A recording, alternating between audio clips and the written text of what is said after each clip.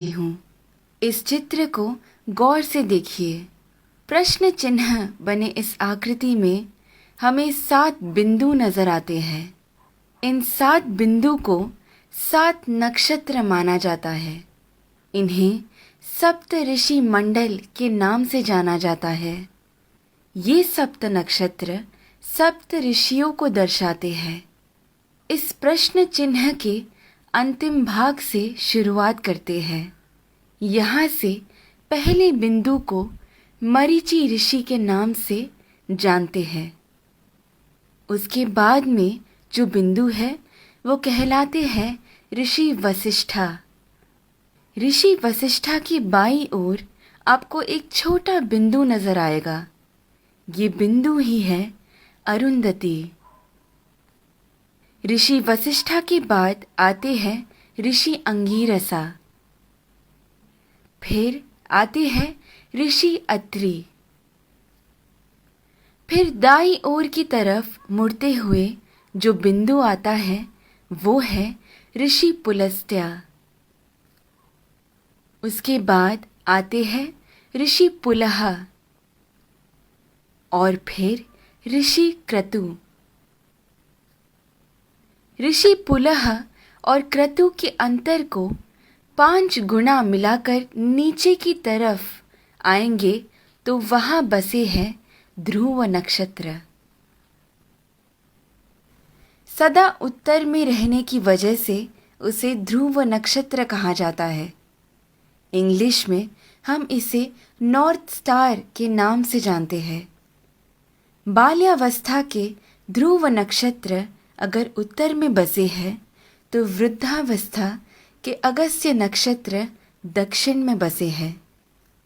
अगस्त्य और ध्रुव नक्षत्र हमेशा उसी स्थान पर ही पाए जाते हैं।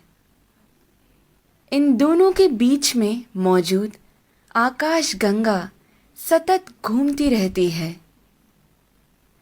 इस कारण से हमारी धरती अक्ष के ऊपर घूमती रहती है। ये सच है कि सारा जगत भगवान के इर्द गिर्द घूमता रहता है, लेकिन वो हमें कभी नजर नहीं आ सकता। भूमि के अनेक कालों में से उसे 4 काल में छांटते हैं।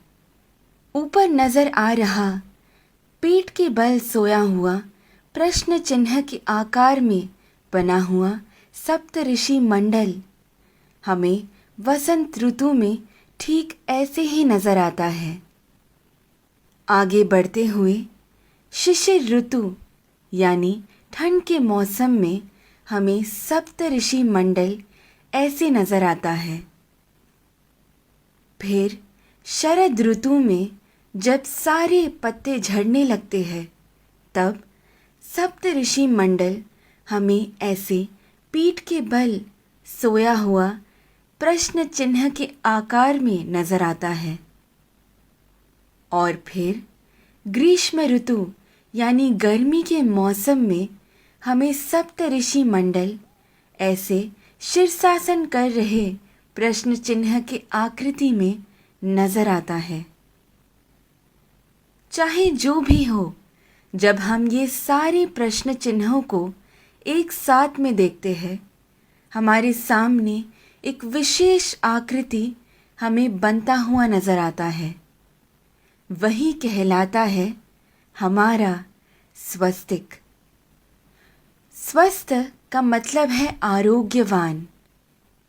स्वस्तिक का महत्व मेरे पिता मुझे हमेशा से बताते आए हैं, लेकिन हर क्षण प्रयोग में ला रहे इस स्वस्तिक का जन्म कहाँ से हुआ ये आज मेरे पिता द्वारा जाना, जो आप सभी में मैंने बांटना चाहा।